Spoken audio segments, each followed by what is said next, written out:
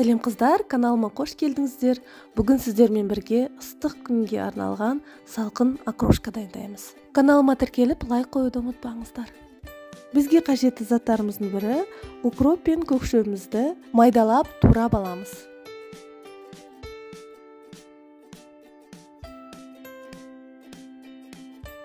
Турап болған соң ыдысымызға салып, үстінен тұз қосамыз.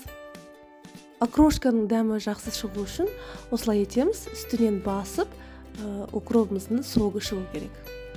Енді келесі бізде шұжық. Шұжығымызды солонка немесе төрт бұрышты қылып тұрсаңыз болады.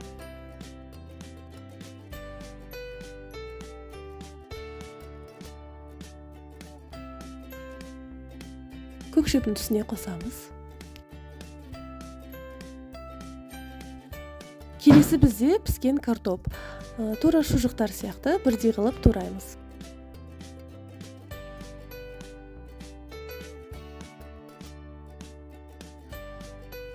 Ыдысымызға саламыз. Енді піскен жұмыртқа.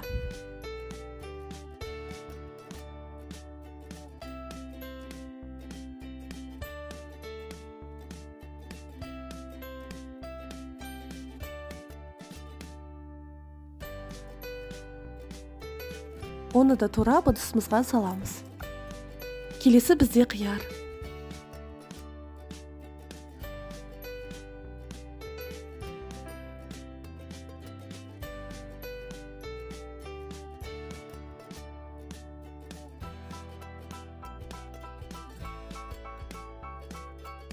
Бәрін турап біткен соң, үстінен айранымызды қосамыз.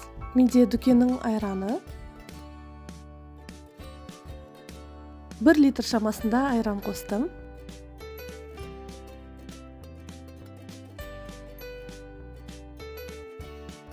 Енді үстінен осындай газдалған 0,5 литрлік су қосамыз. Үстінен аздап дәміне қарай тұз және бұрыш қоссаңыз болады.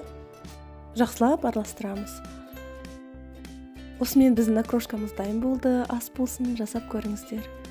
Менің каналыма тіркеліп, лайк қойды ұмытпаңыздар. Әлі де талай рецептермен бөлісемін.